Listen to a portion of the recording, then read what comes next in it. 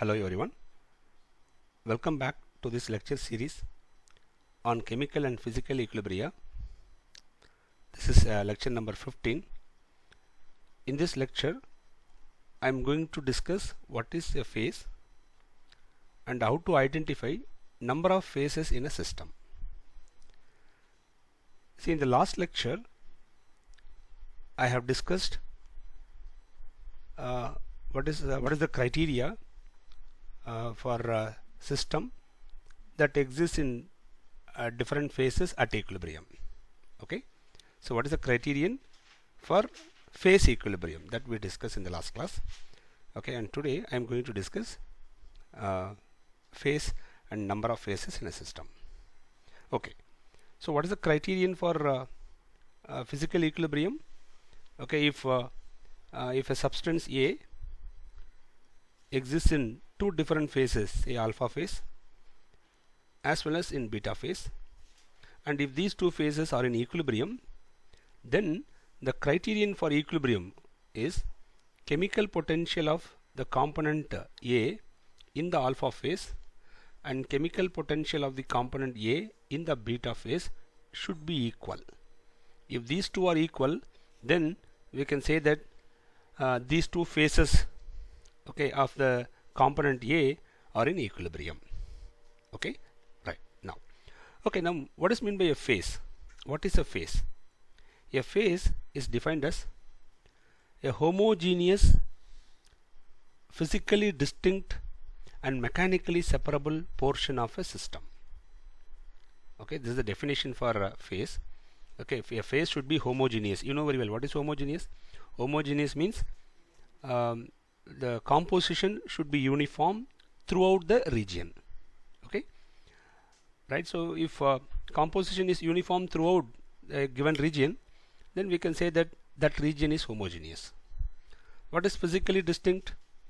Right. So by observing the system, by observation, you can easily find out, right, the one homogeneous portion from the other homogeneous portion. Okay, see what I'm trying to say. Suppose if we have two immiscible liquids in a container, right, two immiscible liquids, yeah, we can clearly see this liquid layer and this liquid layer, so they are physically distinct.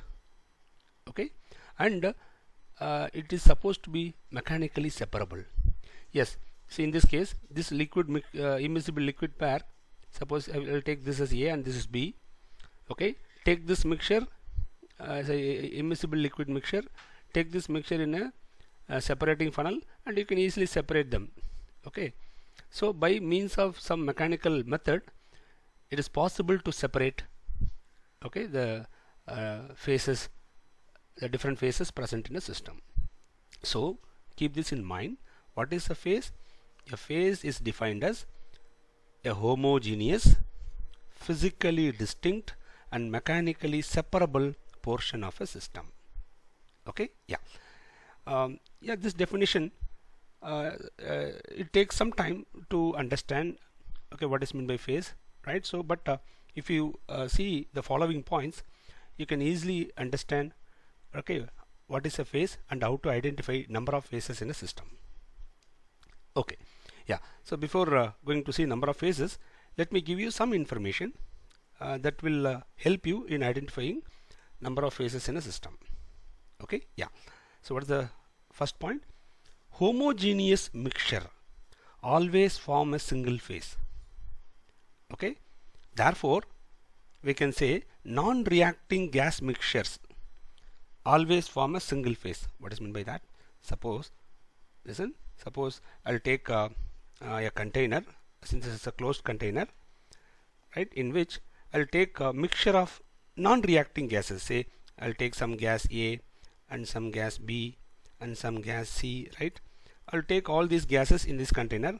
So we have gas mixture.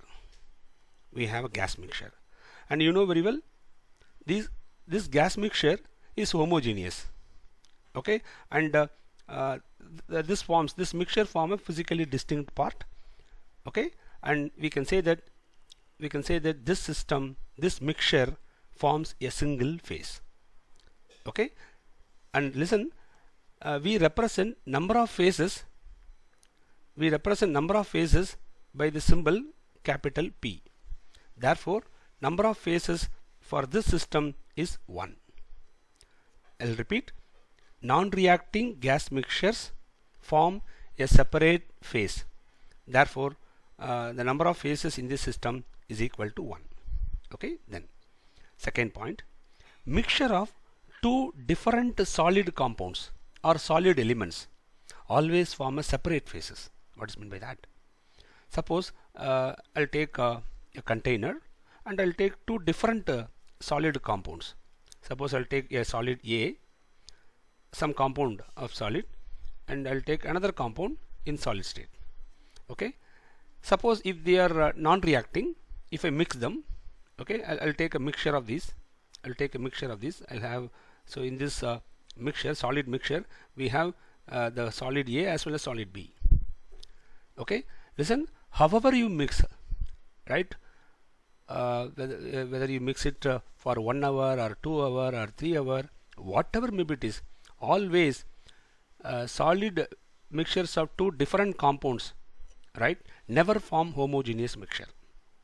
I repeat, two different solid compounds, okay, if they are non-reacting, right, then they never form homogeneous mixture by mixing them, okay, for 1 hour or 2 hour or 3 hour, okay, whatso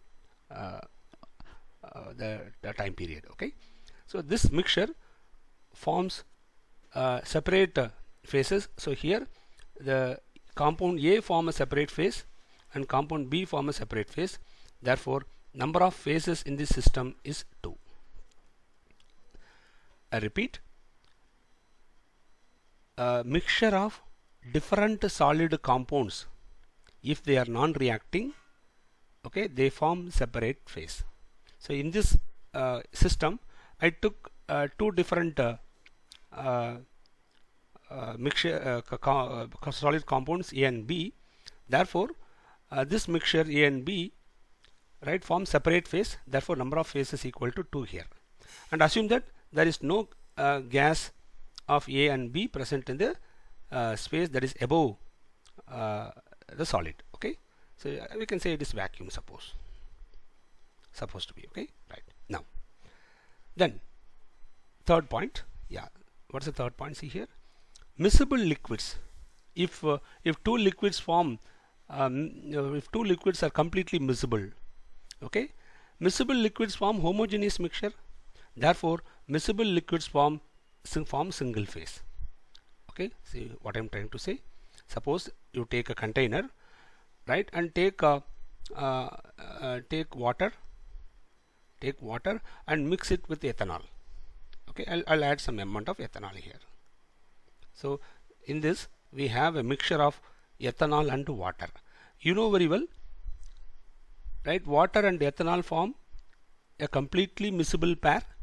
Therefore, this mixture is a homogeneous mixture.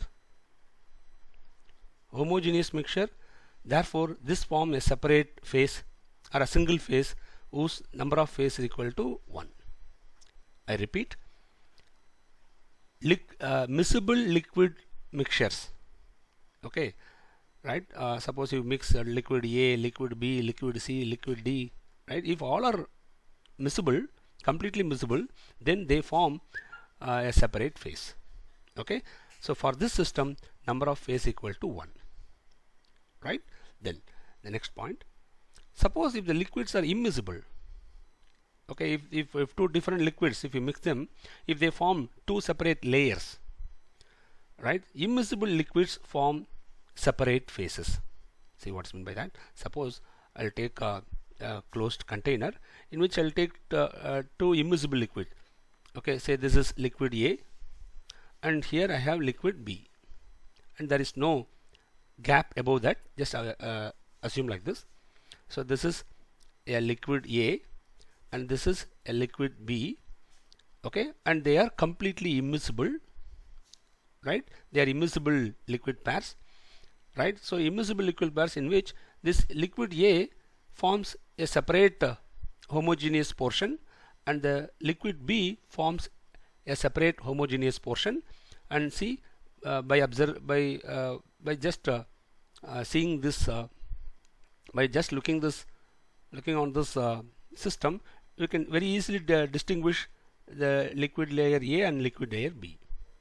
Okay, so each of these liquid layers forms a separate phase in this case.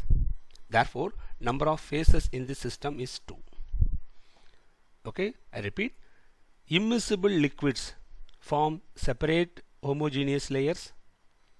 Okay, and every layer form a separate phase. Therefore, number of phases in this case is equal to number of liquid layers available. Right? Yeah. Then suppose if I take in a closed container, I'll take a liquid. Right? I'll take a liquid, and above that I have the liquid vapor above the liquid. Okay, suppose I will take some liquid A, and here I am having vapor of the liquid A. Right? Now suppose it may be in equilibrium also. It may be in equilibrium. Now how many phases are there in this system?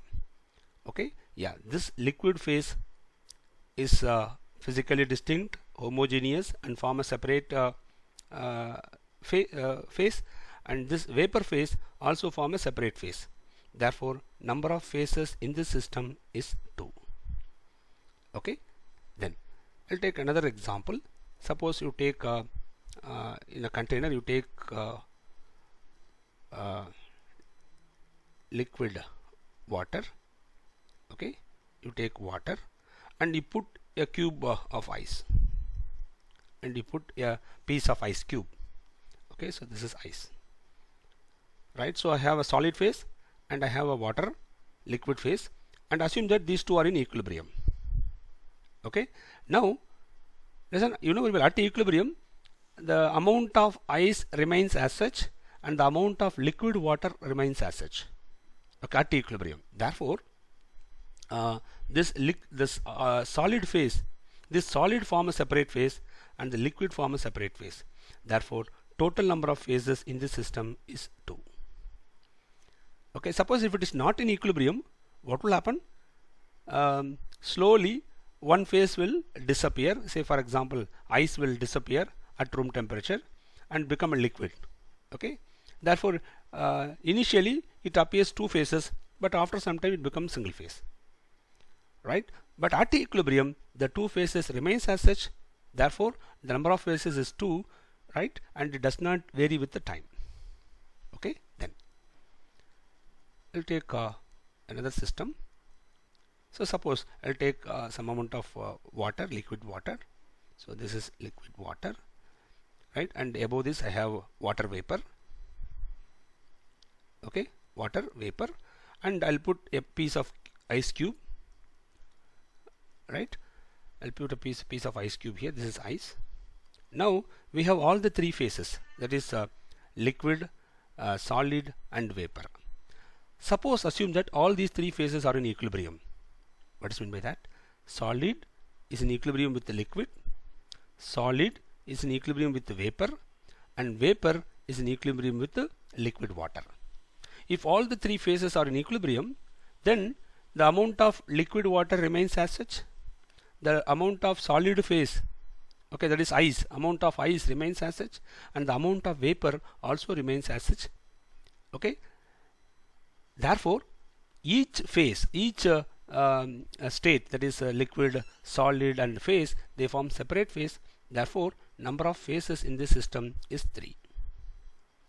Okay, yeah, so these are all few examples to identify number of phases in a system. Okay, yeah, I think you have you'll enjoy this lecture. You please go through the lecture, and if you find any difficulty, you can ask me anytime through my mail ID given here. Okay, thank you for listening.